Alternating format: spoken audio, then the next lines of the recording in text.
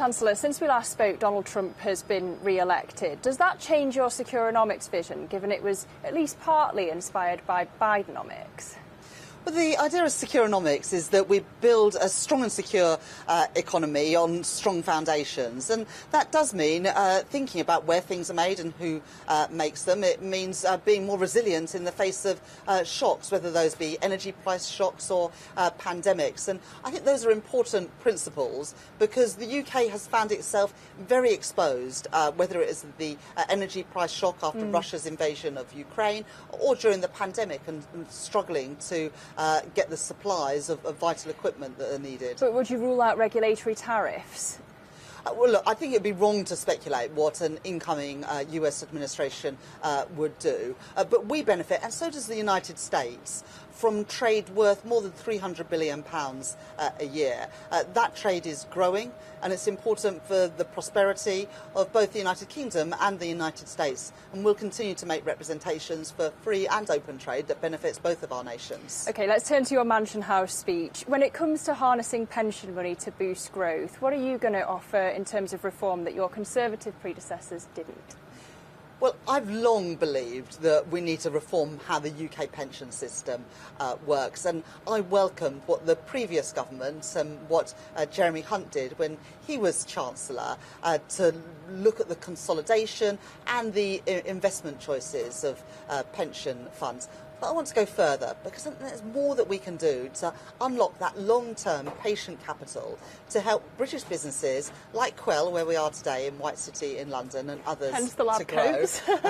and also to help secure investment into infrastructure. If you look around the world to countries like Canada, where I was in the summer, or Australia, they have mega pension funds that achieve economies of scale, get better returns for their savers, and help unlock that long-term growth that we desperately need in Britain. But you mentioned Australia. Australia gives tax breaks to funds that invest in domestic companies. Will you offer the same? We already have very generous tax breaks for investing in pensions, and rightly so. We want to incentivise people to invest and save for the future. What we don't have in the UK is mega pension funds. We don't have those economies of scale in our pension funds, which is why the interim report that we're publishing looks at having a minimum size of 25 or 50 billion pounds, similar to what you have in Canada and the United States. Those sorts of mega funds will have the expertise to make those investments, both in start-up and scale-up businesses and in British infrastructure. I get that size matters, but I'm wondering how you get that money into UK companies. Are you looking at mandatory minimums?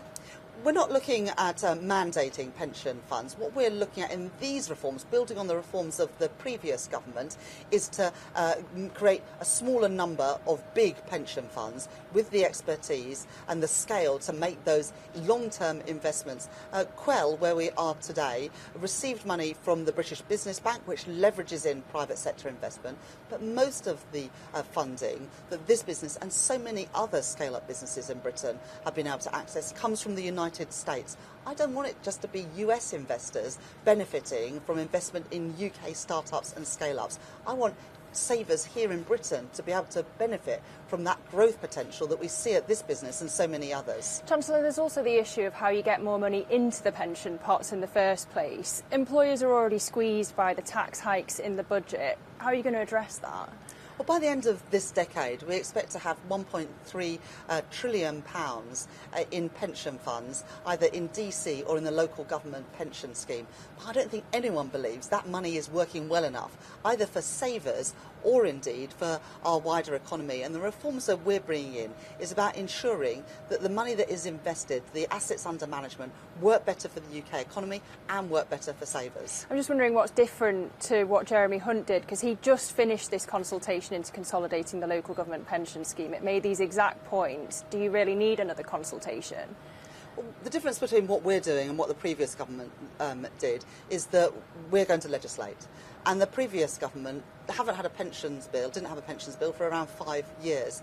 We have a slot in the King's Speech for a pensions bill in this session of Parliament. We'll be introducing legislation in the spring so that we don't just talk about consolidation in the pension industry. Anyone can do that, but we actually make sure that it happens. That's the difference between this government and the previous government. We're getting on and doing the job. All right, what about the regulators? How are you going to make them prioritise competitiveness? Well, I'll be publishing the remit letters to the regulators tomorrow at the Mansion House speech. Obviously, regulation is incredibly important, both for protecting consumers, but also for protecting our wider economy. But we don't just need to regulate for risk, we also need to regulate for growth. There's huge growth potential in our financial services sector. The secondary objective that we supported in opposition is really important, but we now need to bring that to life and ensure that our regulatory system helps businesses to grow, not just manage risk. But Chancellor, US investors tell us that all these recent regulatory reviews make investing in UK financial services less attractive. Are you planning anything to give them more certainty?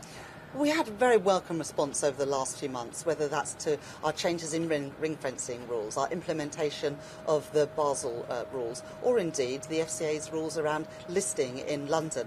Things that we've done in our first 4 months of government to make Britain a more attractive place for global investors in financial services. We brought in £63 billion worth of investment at the International Investment Summit just a few weeks ago. So we recognise the important role that regulators have in encouraging growth in financial services, not just managing down risk. I mean, it's the motor services they're pointing to.